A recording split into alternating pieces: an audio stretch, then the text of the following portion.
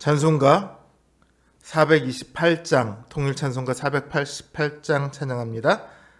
428장 내 영혼의 햇빛 비치니 찬양합니다.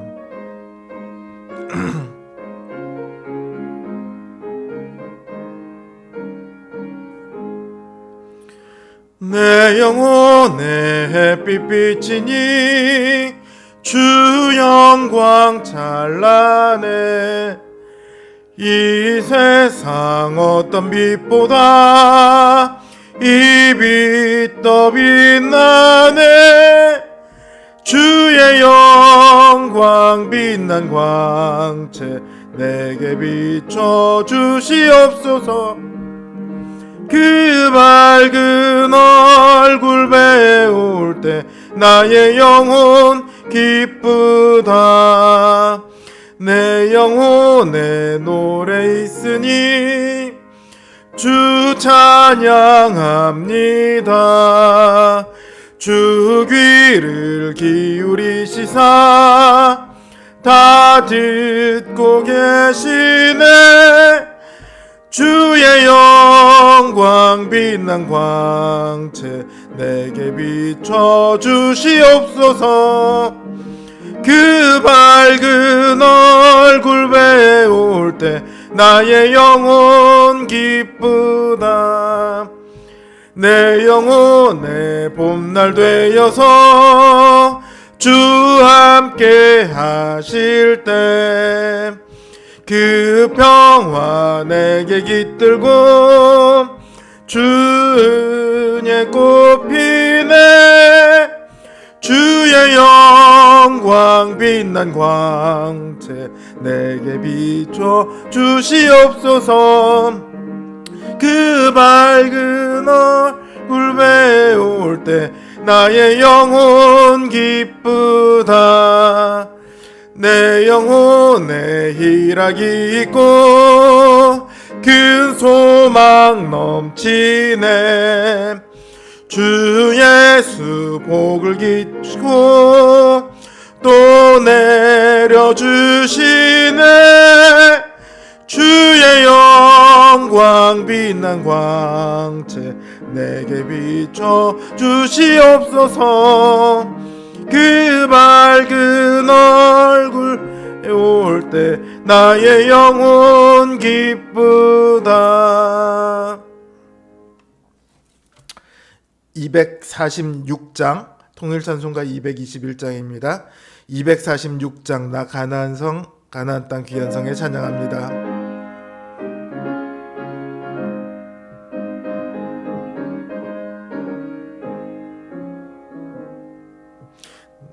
나 가나안 땅 귀한 성에 들어가려고 내 무거운 짐 벗어버렸네.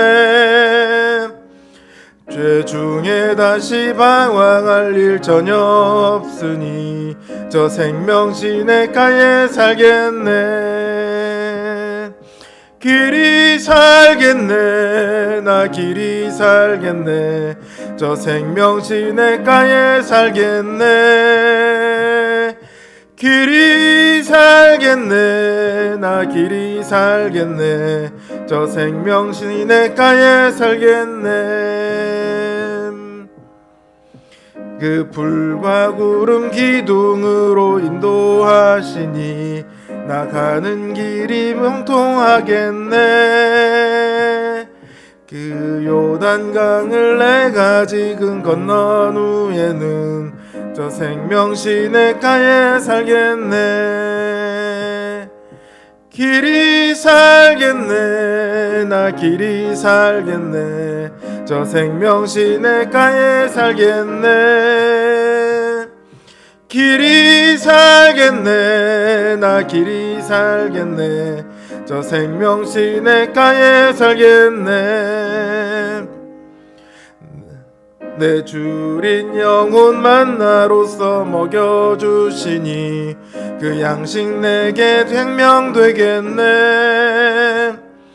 이후로 생명 양식 주와 함께 먹으면 생명 시냇가에 살겠네. 길이 살겠네 나 길이 살겠네 저 생명 시냇가에 살겠네 길이 살겠네 나 길이 살겠네 저 생명 시냇가에 살겠네.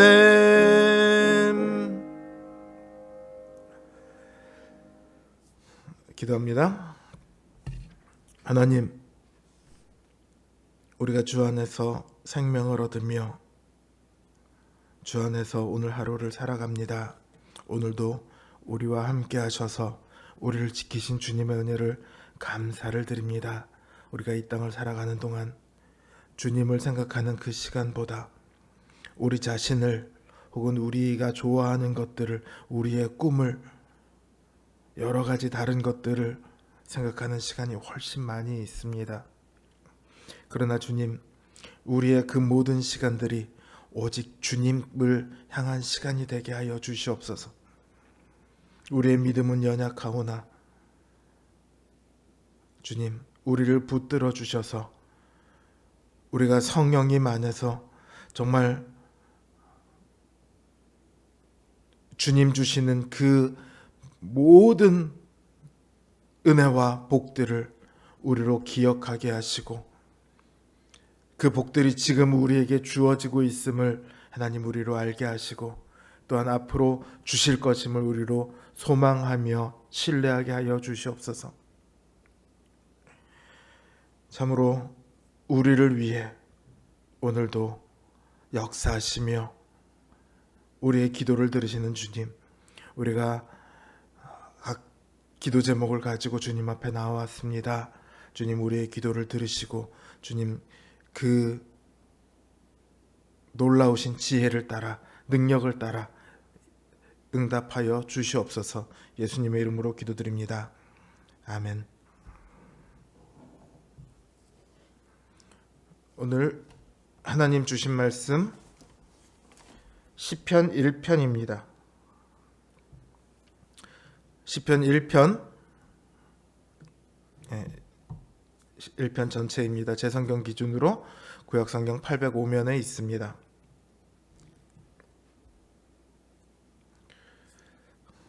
시편 1편 제가 받들어 읽겠습니다.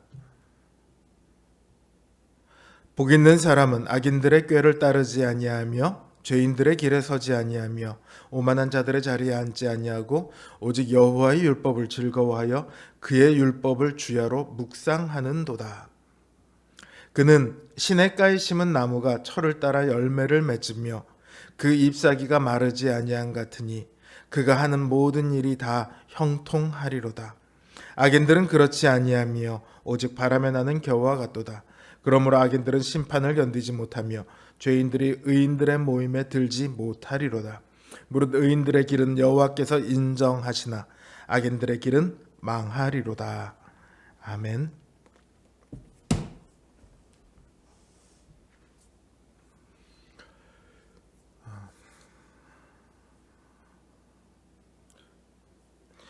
웨스터민스터 소요리 문답을 보면 인간의 제일 되는 목적은 무엇입니까?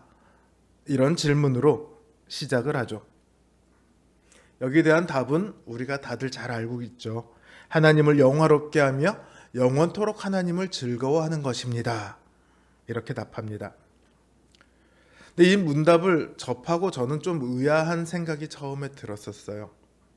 어쩜 저랑 비슷하게 생각하는 분들이 있을지도 모르겠습니다. 하나님을 영화롭게 하는 것은 신자의 당연한 목적이고 당연한 의무입니다. 그런데 하나님을 즐거워하는 것도, 하나님을 즐거워하는 것이 목적이라고 얘기를 하면서 마치 이게 어떤 의무인 것처럼 그렇게 느껴지기 때문이에요. 즐거워하는 것이 의무다. 참 어렵거든요. 즐거워하는 것이 어떻게 의무가 될 수 있겠어요? 의무가 되면 슬플 때도 즐거워해야 하고 고통스러울 때도 즐거워해야 하고 전혀 즐겁지 않아도 무조건 즐거워해야 한다. 이런 느낌을 받게 되잖아요. 슬플 때 난 즐거워해야 해. 그러니까 즐거워할 거야. 그게 가능한지도 의문이지만 그렇게 즐거워한다고 해서 그게 진짜 즐거운 일일까요? 즐겁다는 것은 마음이 즐거워야, 정말로 자신이 즐겁다고 느껴야지 되는 것 아닙니까? 그러니까 즐거울 일이 있어야 즐거운 것이죠. 근데 소율이 문답은 영원토록 하나님을 즐거워하는 것이 인간의 제일 되는 목적이라고 말합니다. 왜 그렇게 말을 할까요? 그것은 영원토록 즐거워할 일이 우리에게 있기 때문입니다. 물론 우리가 살면서 슬프고 외롭고 허무하고 아프고 괴롭고 고통스러운 일을 많이 만납니다. 그런 일이 전혀 없는 인생이란 없어요. 그러나 그런 일들에도 불구하고 우리가 여전히 즐거울 수 있는 것은 하나님께서 오르시기 때문입니다. 우리가 하나님에 대해서 하나님 왜 이러세요라는 말을 하고 싶을 때는 언제냐면 내 생각에는 하나님께서 지금쯤 이렇게 하셔야 되는데 하나님이 그렇게 안 하시거든요. 내 기준에 맞서 봤을 땐 하나님이 틀린 것처럼 느껴지는 거예요. 그래서 하나님에 대해서 원망이 들고 의심이 들고 이런 생각이 나오는 거죠. 그런데 하나님께서는요, 언제나 우리에게 늘 가장 옳은 일을 행하십니다. 가장 우리에게 좋은 일을 행하십니다. 비록 그때는 그 일이 아픈 것처럼 보이고 괴로운 것처럼 보일지라도 지나고 나면 하나님께서 언제나 옳으시다는 것을 우리는 깨닫게 돼요. 하나님 왜 지금 안 해주세요라고 생각을 했었는데 지나고 나서 보면 하나님께서 그때 그래서 이러셨구나, 그걸 깨닫게 되는 일이 우리 인생에 참 많은 그런 경험을 갖고 있죠. 오늘 우리가 읽은 이 시편 1편은요, 이런 여러 가지 상황들을 겪으며 마침내 믿음의 성숙을 이뤄낸 사람만이 부를 수 있는 노래입니다. 또 우리가 마침내 도달해서 불러야 할 노래이기도 해요. 이 노래는 진정한 신자의 복이 어디에 있는가를 우리에게 알려줍니다. 또 우리더러 그 길로 오라고 손짓하죠. 많은 이들은 이 세상에서 행복하기 위해 살아갑니다. 누군가는 돈이 많으면 행복할 거라고 생각합니다. 누군가는 사랑하는 사람과 살면 행복할 거라고 생각합니다. 누군가는 사람들로부터 존경받으면 행복할 거라고 생각하죠. 또 누군가는 명예를 얻어야 행복할 거라고 생각하고요. 누군가는 편한 삶을 살아야 행복할 거라고 생각합니다. 하지만 그러한 삶들은 좋은, 훌륭한, 행복한 삶인 것 같지만 사실은 바람이 불면 날아가 버리는 겨와 같습니다. 아무짝에도 쓸모없는, 어느 날 갑자기 휙 하고 사라져 버려도 아무 지장이 없는, 아니 오히려 없는 것이 더 나은, 마지막에 남은 것이 하나도 없어서 허무함만 남게 되는 그런 삶이에요. 행복을 쫓아서 이리저리 바쁘게 뛰어다니지만, 땀을 흘리며 열심히 애쓰지만 결국 아무것도 얻지 못하는 삶입니다. 그러나 신자의 삶은 그렇지 않습니다. 신자는 하나님께 인정받은 사람입니다. 세상의 꾀를 쫓는 대신 하나님의 지혜를 쫓고, 평탄해 보이는 죄인들의 길 대신 괴롭고 좁지만 믿음의 길을 따라 걷습니다. 높아 보이는 자리가 아니라 스스로의 비천함을 깨달아서 하나님 앞에 무릎 꿇는 사람이고, 자기 자신의 뜻이 아니라 하나님의 뜻을 기뻐하며 그 뜻대로 살기 위해 발버둥 치는 사람이 신자입니다. 나는 하나님 믿습니다. 이 말 한마디로 신자라고 할 수 있는 것이 아니라 신자는 반드시 이러한 삶이 뒤따라오게 되어 있어요.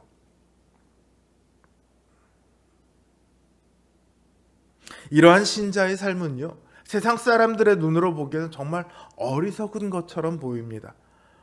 헛된 곳에 돈과 시간을 낭비하는 것처럼 보입니다.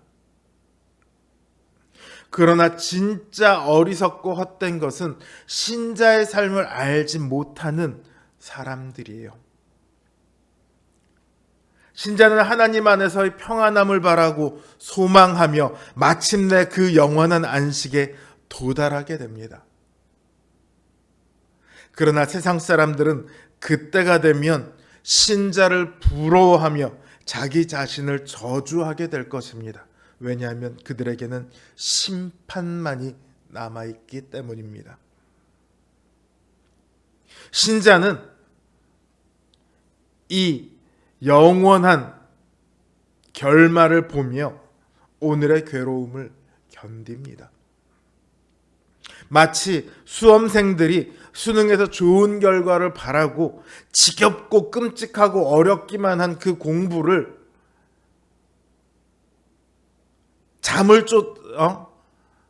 팽개쳐가며 열심히 하는 것처럼 신자도 그 결말을 바라고 오늘을 살아갑니다. 하나님께서는 바로 이러한 사람들을 의롭다고 하시고 그 삶을 하나님의 복 가운데 놓아두십니다. 여기가 바로 오늘 우리가 있어야 할 곳입니다. 오늘 우리가 있어야 할 자리는 그저 즐겁고 편한 자리가 아닙니다. 많은 사람들은 이걸 위해서 살아갑니다. 그러나 우리가 있어야 할 자리는 때로는 거칠고 메마른 광야 같은, 그러나 하나님을 향해 나아가는 그런 자리입니다. 늘 이 복 있는 자의 자리에 서시기 바랍니다. 그러면 여러분들의 삶이 언제나 하나님을 즐거워하는 삶이 될 것입니다. 그렇게 영원토록 하나님을 즐거워하는 우리 성도님들 되시기를 주님의 이름으로 기원합니다. 이제 각자 기도 제목을 놓고 기도하는 시간을 갖겠습니다. 기도합니다.